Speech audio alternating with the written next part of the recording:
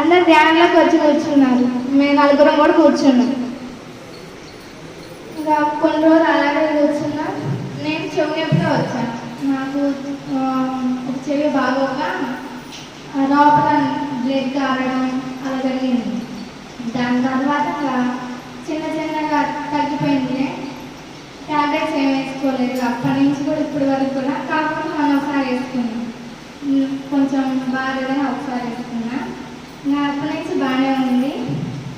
ఇప్పటికైతే ఇంకేం లేదు. బుద్ధుడి గురించి నీకేం తెలుసు చెప్పు. సరే, ఇవాళ ఒక చిన్న కాన్సెప్ట్ చెప్పుకుందాం.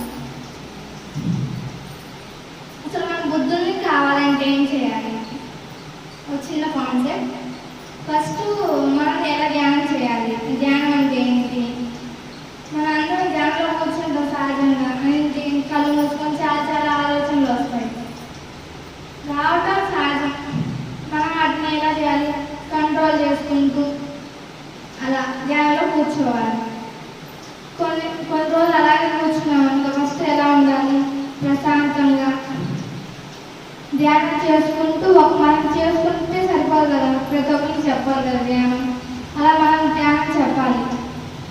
మనలో ఉన్న కోపం కానీ ఇంకేమేం కానీ అన్నీ పోగొట్టుకోవాలి. ముందు మనలో ఉన్న కోపాన్ని వీటన్నిటిని జయించాలి. ఎలా? ఇప్పుడు చిన్న కథ. ఒక సన్యాసి ఉంటాడు. అంటే భార్య బిడ్డల్ని అన్నిటినీ వదిలేసి దూరం వెళ్ళి ఒక ఆశ్రమంలో ధ్యానం చేసుకుంటూ ఉంటారు. అయితే ఆయన ఏంటి అలా చాలా సంవత్సరాలు సాధన చేస్తూనే ఉండిపోతారు. అయితే ఒకరోజు ఒక ఆలయంలో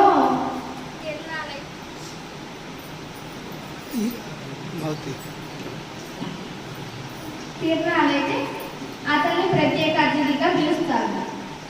అతను ప్రత్యేక అతిథిగా పిలిచినప్పుడు అతను వస్తారు.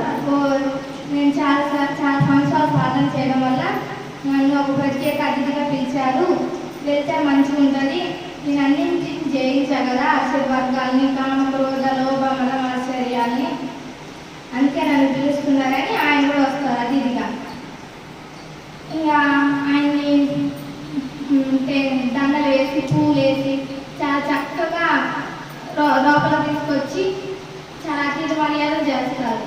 అయితే అతను అన్నీ చూసినాక నేను కూడా ఊరు మొత్తం చూడటానికి సంవత్సరాలు లేను కదా ఈ ఊళ్ళో, ఊరు మొత్తం చూడటానికి అలా వెళ్ళొస్తారు, తిరునాళ్ళలోకి వెళ్తాడు ఆ సన్యాసి.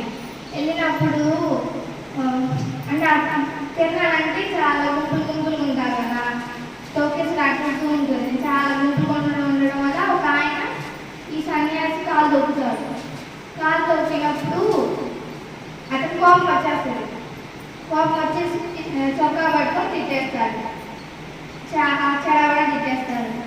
ఆయన వెంటనే తొక్కిరానా నన్ను క్షమించండి, ఈ గుంపులో తెలియక తొక్కాను కాలు అని చెప్తారు. వెంటనే అంత ప్రత్యేక అతిథిగా కూర్చున్న వాళ్ళు ఉంటారు కదా, పెద్దవాళ్ళందరూ వచ్చి కాలు వదిలేయండి తిట్టి మన్నించి పిలిచిన సన్యాసిని మిమ్మల్ని ఈ ఆశ్రమం దగ్గరికి వదిలిపెడతాం రండి అని అనగానే ఆయన అంటాడు, ఏమని?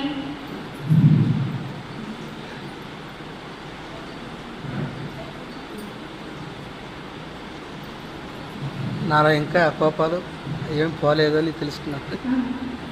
నాలో ఇంకా నాకు ఇప్పుడే తెలిసింది, తను నన్ను క్షమించమని అడిగినప్పుడు అర్థమైంది. నేను ఎన్ని సంవత్సరాలు సాధన చేశానని నేను అనుకున్నా, నా ఆశీర్వాదాన్ని పోగొట్టుకొని నేను అనుకున్నా అంతే, ఏం జయించలేదు. ఇన్ని సంవత్సరాలు ఎక్కడో ఉన్నా జయించిన ఒక సాధన, ఆ సాధన అంతా ఈ యొక్క చిన్న కోపం వల్ల వృధా అయిపోయింది. అంటే ఎక్కడో ఉంది, ఏదో సాధించాలంటే ఏది కుదరదు అని ఆయనకు అర్థమైపోయి సన్యాసి వేషాన్ని తీసేసి తన కుటుంబం దగ్గరికి వెళ్ళి ఏదైనా సాధించాలంటే అందరితో పాటు ఉండి, అందరితో పాటు ఏదైనా చేయాలనుకుంటే అందరితో పాటే చేయొచ్చు అనుకున్నాడు. అంతే. లోనికి వచ్చేవరకే మా అమ్మాయి డెలివరీ మామూలు కాంపే డెలివరీ అయ్యి పాప పుట్టింది. ఆ పాప కేజీ ఉంది. కేజీ ఉంటే ఈ పిల్ల నేను ఎత్తుపాడాను, ఈ పిల్ల బతుకుతుందా, ఈ పిల్ల ఆడాలి అంటే బాక్సులో పెట్టానమ్మా 8 నెలలా అన్నారు. అప్పుడే కొత్తగా చేరాను. నేను అన్నా కూర్చొని ఈ పిల్ల బతుకుద్దా, మళ్ళీ బాక్సులో డబ్బులు దండగెందుకు అని అన్నా. అంటే నాకు స్వభావంలో ఈ పిల్ల బతుకుద్ది, నీ అంత పెరుగుద్ది, నీకే ఎదురు తిరుగుద్ది, నీకే మొగుడవుతాదని చెప్పింది.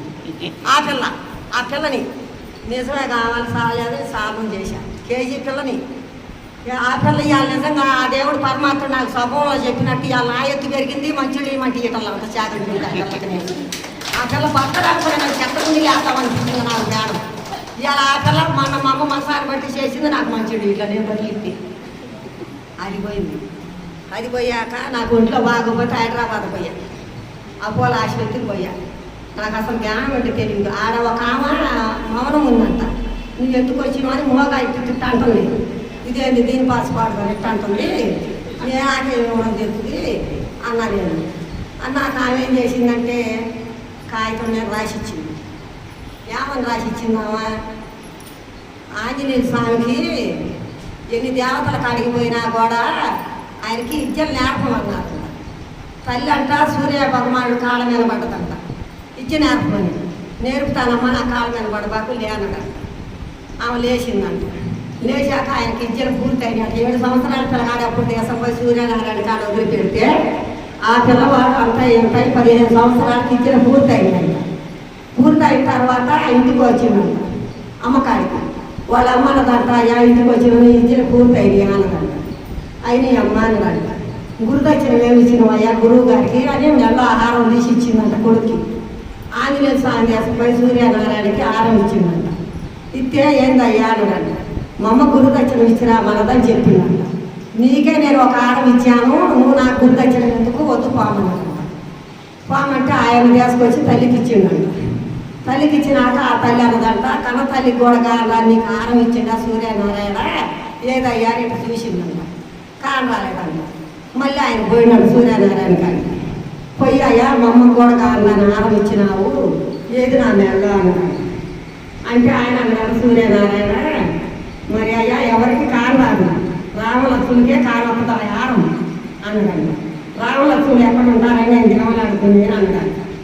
ఆయన అన్నాడు, నువ్వు కరకర పొద్దు పొడిచేటప్పుడు మరి ప్రాణం చెయ్యి అది కాదయ్యో.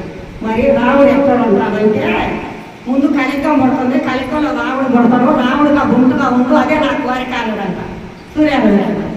అన్న తర్వాత ఆయన అంటే మరి రాముడు ఎక్కడ ఉంటాడు నేను అనుకున్నాయ్యా అన్నాడు.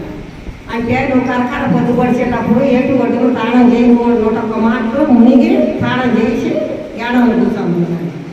ఆయన అంటే 101 మాటలు మునిగి కరకర పొద్దు పొడిచేటప్పుడు ఏడవలు చేస్తున్నాడు. చేస్తుంటే ఆ రాడినంట రామలక్ష్ములు బాగున్నాడు. పోతుంటే ఒక అడిగేసి మళ్ళీ వెనక్కి వచ్చిందంట. వెనక్కి వచ్చి ఆయనకు ఒక్కడికేనంటే ఆ ఆడ వగపడేది ఎవరికి అగపడతాడు. అంటే ఆయన చూసి అప్పుడు అనుమాని నేను ఎవరు పిలుస్తారో అక్కడే నేను రాముడు అని చెప్పినాడు సూర్యనారాయణ. అప్పుడు ఆయన అంట రాముడు వెనక్కి వచ్చి మరి అనుమానం వరకే అప్పుడు ఆయన ఏనే నా రాముడు ఏనే నా గురువు అని ఆయన కాళ్ళ మీద పడి ఆయన ఎంత పడ్డాడంట, ఇదే నా స్వామి అని. ఇంకా అప్పుడు ఆయన ఆంజనేయ స్వామి ఆయనకు గుర్తు అయిపోయింది. ఆ సీటీ ఆమె హైదరాబాద్లో నేను జ్ఞానానికి పోతే మౌనం ఉండి ఆ సీటీ నాకు రాసిచ్చింది. రాసిస్తే నేను ఇంటికి వేసుకొచ్చి చదివించుకున్నాను. చదివించుకుంటే నేను అది చూసి ఇంత చరిత్ర ఉందా అని జ్ఞానంలో ఎరిగి నేను 3 సంవత్సరాల ముందు ఆడుకున్నాను అపోలో ఆసుపత్రిలో. రూపాయలో పావలా ఉంటూ నేను క్యాన్సర్ ఉందని చెప్పాను. వాళ్ళు చెబితే మళ్ళీ అక్కడ నమ్మక మళ్ళీ వెంకటేశ్వర రెడ్డి మా గురువు వెంకటేశ్వర రెడ్డి కాడికి తీసుకుపోయి మా నాన్న మరి దిగువ తిరుపతి నుంచి గుంటూరు వారానికి ఒక పాలు వచ్చింది 5 ఆమె కాడికి తీసుకుని ఆమె చెబుతారు. మళ్ళీ ఆమె కాడికి వెళ్ళినాక ఆమె ఏం చేసిందంటే 2 పక్కల బొమ్మలు నాకు ఎట్లా ఉంటే ఆడవాళ్ళకి తెలుసు, మగవాళ్ళకి తెలియదు. మనము డెలివరీ అయిన తర్వాత 3వ రోజు శీలపాలు పడితే ఎట్లా ఉంటాయో ఆ విధంగా నేను అంతకంటే ఎక్కువ బాగా అనిపించాను. సరేనని ఆమె కాడికి పోయి కావాలన్నది ఇప్పుడే ఆకారం అవుతుంది కాబట్టి మందుల వల్ల తగ్గుది, ఏం భయపడబాకండి. మళ్ళీ అక్కడ ఆమె రిపోర్ట్ తీసుకొచ్చి వెంకటేశ్వర రెడ్డికి ఇచ్చాను. ఇచ్చినాక ఆయన ఏం చేసిండు, ఇది నిమ్స్ ఆసుపత్రి ఉంది హైదరాబాద్, అది మాకు తెలియదు. మరి ఇంకా 2-3 గురువులు మాకున్నారు. సజ్జన సాంగత్యం అక్కడ జరిగిందనమాట. ఎలా జరిగిందంటే ఇలాగే అందరం కూర్చొని భారతం కోసము, రామాయణం కోసము, భగవద్గీత కోసం, అన్ని గ్రంథాల కోసము మేము చర్చించుకొని దానికోసం బాగానే దాన్ని ముందుకు తెచ్చాము. శిష్యులు చాలామంది ఉన్నారు, మాకు గురువులు 2-3 ఉన్నారు. అది అలాగా సాగుతూ ఉంది. కానీ అది వదిలిపెట్టలేదు. కానీ క్రమశిక్షణ మాత్రం లేదు. అక్కడ క్రమశిక్షణ ఏంటి లేదంటే అన్నీ తినడమే. మందు తాగొచ్చు, మాంసం తినొచ్చు, చేపలు తినొచ్చు, రొయ్యలు తినొచ్చు, పీటలు తినొచ్చు, గుట్కాలు వేయచ్చు, కిల్లీలు వేయచ్చు, సిగరెట్లుగా అన్నీ చేయాలన్నారు. కానీ ఈ నిబంధన మాత్రం అక్కడ లేదు. ఏంటంటే కానీ వేదాంతం మాత్రం బాగానే జరుగుతుంది. మాకు ఒక మాస్టర్ గారు ఉన్నారు. రోజు ఆయన దగ్గరికి వెళ్తే సజ్జన సాంగత్యం చేసుకునేవాళ్ళం. అలాగా ఇప్పుడు నేను 40 సంవత్సరాలు అవుతుంది. 40 సంవత్సరాలు దానిలో నుండే అలాగా ఏంటంటే ఒక మంచితనాన్ని, ఒక మంచిగా ప్రవర్తించడానికి, ఒక మంచిగా బ్రతకడానికి అలాగా ఈ ఊరు వచ్చాము. ఈ ఊరు వచ్చిన తర్వాత ఇంకేం లేదు, పని చేసుకోవడం, తినడం, పని చేసుకోవడం, తినడం, మీకు తెచ్చుకొని మరేట్లేదు.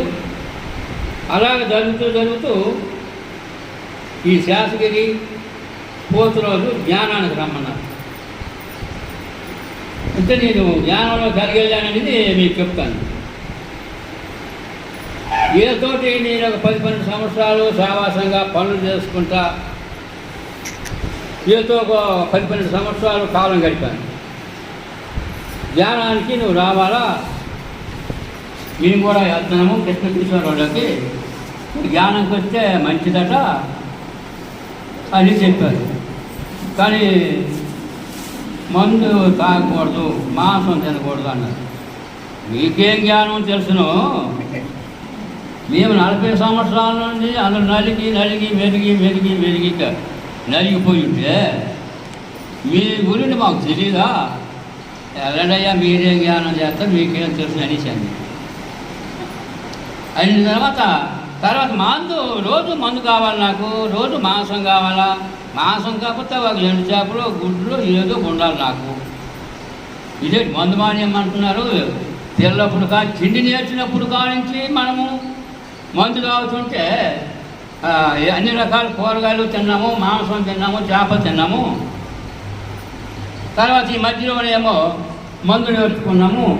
మరి సిగరెట్లు కాల్చాలా, మరి పాన్ పరాకులు వేయాలా, కైనాలు వేయాలా, ఇవన్నీ అన్నీ మానేమన్నా మీకేం తెలుసు. నేను రాని చెప్పేశాను. రాని చెప్పిన తర్వాత ఏం చేశారంటే, ఇక నువ్వు రాకపోతే బాగుంటుందా, మరి ఒక మనిషికైనా జ్ఞానాన్ని తీసుకెళ్ళాలని మాకు చెప్పారు. మరి నువ్వు రావాలని వెళితే కనీసం 1 నెల 2 రోజులు అలాగా కాలం గడిపించాం. కాలం గడిపిన తర్వాత ఈ శాస్త్రి ఏం చేశారంటే, తర్వాత నాకు ఒక అనుమానం ఉంది. ఏంటి అనుమానం అంటే,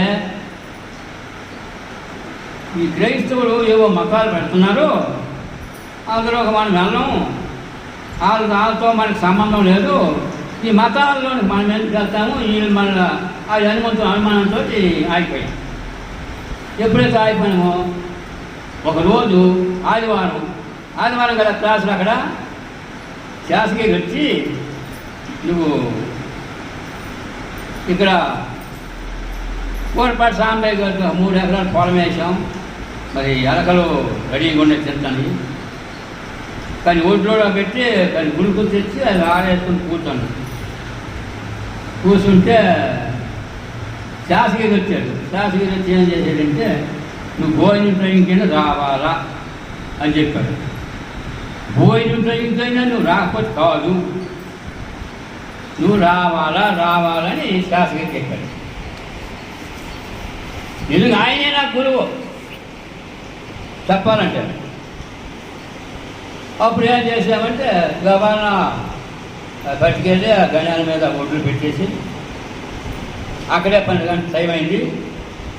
టైం అయిన తర్వాత ఆ కాలంలోనే కారణం చేసినాను. ఏమో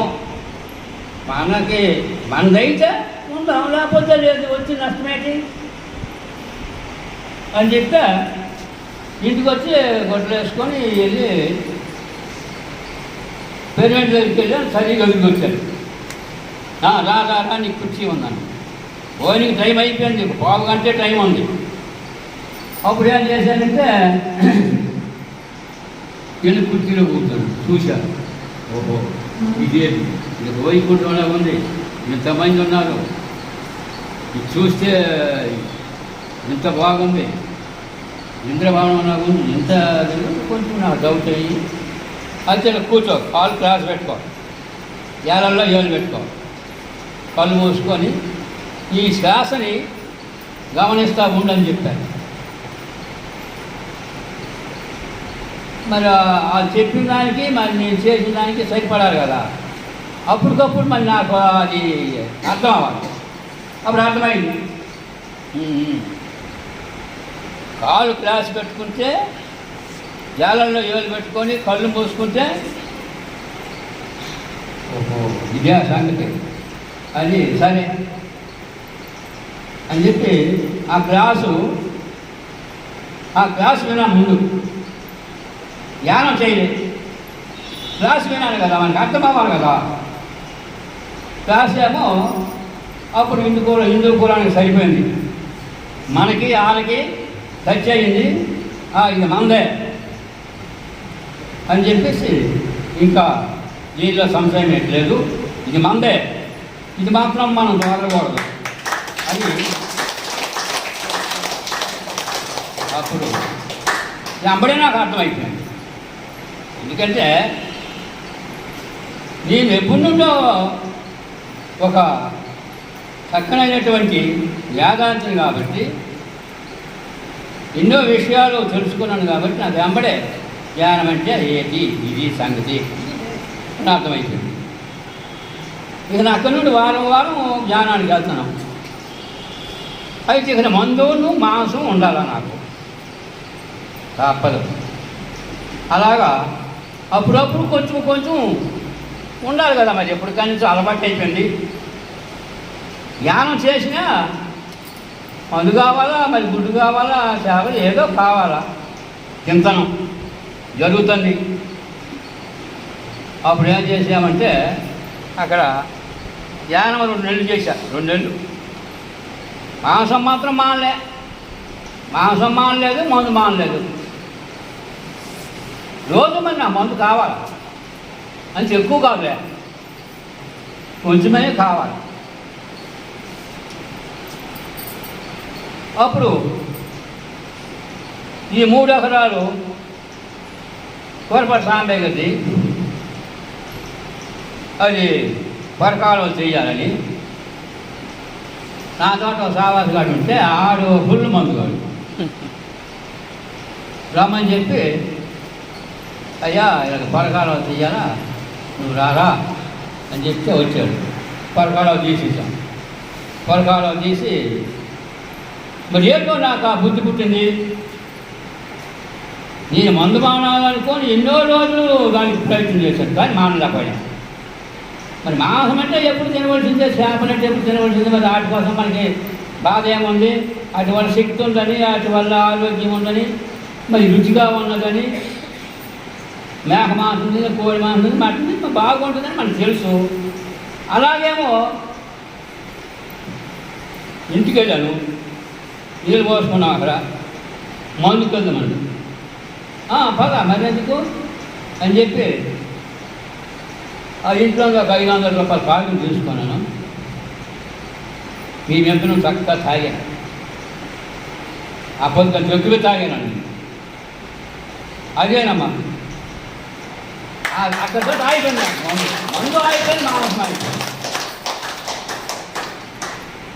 మందు మాంసం ఆగిపోయింది. ఇక అక్కడి నుండి ఏంటంటే ఇక నా జ్ఞానం మందు మాసం మాడిపోయింది. అప్పుడు పోతురాజు ఇంటి మీద పెరిమెంట్ కడతాను. పెరిమెంట్ కడుతుంటే అరే ఇంత దగ్గరలో పెరిమెంట్ కడతాను, ఏటి ఆనందము, ఏటి సంతోషము, ఇంకెక్కడికి మనం వెళ్ళక్కర్లేదు. అప్పటికి నేను ఒక ముప్పాటికి ఒక దగ్గర పొలం వేశాను. ఎంత సంతోషం ఏంటి, ఇంత ఆనందం ఏంటి, ఈ పక్కనే పెరిమెంట్ ఉంది, మరి మన జీవితమే మారిపోతే, మన జన్మే మారిపోతే, మరి ఇంక మనకు బాధ లేదు అని. కానీ ఈ పెరిమెంట్కి మాత్రం నేను ఒక పెద్ద డొనేషన్ ఇవ్వాలి అని చెప్పేసి అలాగా ఆలోచన నాలో పడ్డది. అది ఎప్పుడే వల్ల డబ్బులు లేవు, కట్టుబడి అవుతుంది. అలాగేమో అది పంట వచ్చింది. తర్వాత 13 సార్లు మళ్ళీ ఎప్పుడు 13 సార్లు కలిసిపోవాలి, 13 సార్లు చక్కని చేసుకోవాలి. ఇలాగా ధ్యానం చేస్తూనే ఉన్నాము, ఈ రకంగా జరుగుతూనే ఉంది. సాగర్ వచ్చాడు 13 సార్లు. సాగర్ ఎప్పుడంటే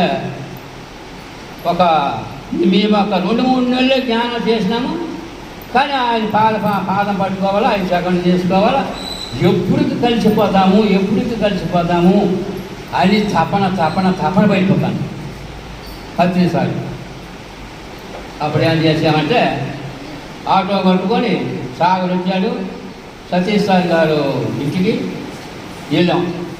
వెళ్ళిన తర్వాత ఎంతో ఆనందము, ఎంతో సరదా పడిపోయి ఆయన సెకండ్ చేసుకొని, ఆయన పక్కన కూకొని ఫోటోలు చేసుకొని ఎంతో తృప్తి అయిపోయామన్నమాట. ఆ రకంగా జరిగింది.